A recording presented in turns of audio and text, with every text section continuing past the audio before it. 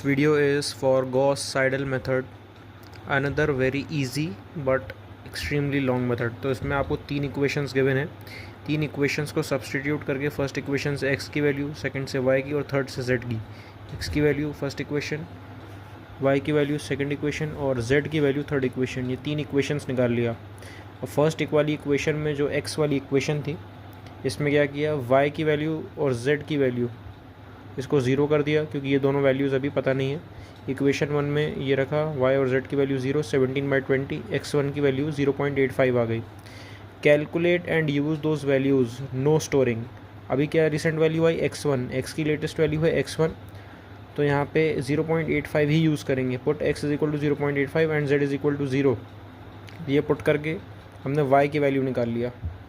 ठीक है, y की जो इक्वेशन थी इसमें x की वैल्यू 0.85 और z की वैल्यू 0 पुट करके y की वैल्यू निकाल लिया। अब लेटेस्ट क्या है, x1 और y1, ये लेटेस्ट है। अब z1 निकालना है, तो यहाँ पे x1 की वैल्यू और यहाँ पे y1 की वैल्यू पुट करके यहाँ से z कैलकुलेट कर लिया। अब ये तीन वैल्यूज़ आ गई हैं, x1 y1 z1।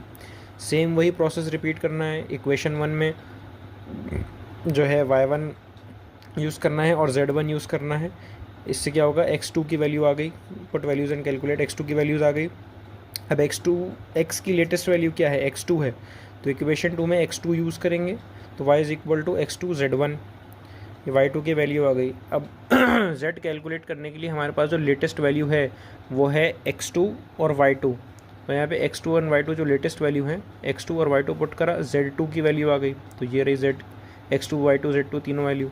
अब क्या करना है, equation one put y2 and z2 values, y2 और z2 अभी ये लेटेस्ट है। अब x3 लेटेस्ट आ चुकी है यहाँ पे, तो जहाँ भी x यूज़ होगा वहाँ x3 यूज़ करेंगे। In equation 3 put x3 and z2, क्योंकि y के टर्म में है तो उससे y3 निकाल लिया। अब लेटेस्ट क्या है, y3 और x3, put x3 and y3, z3 की वैल्यूज़ निकाल लिया।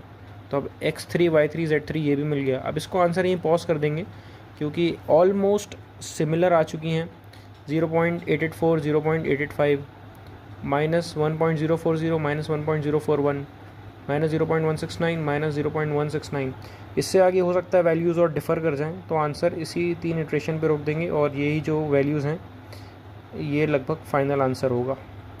सो दिस वाज गॉस-साइडल मेथड।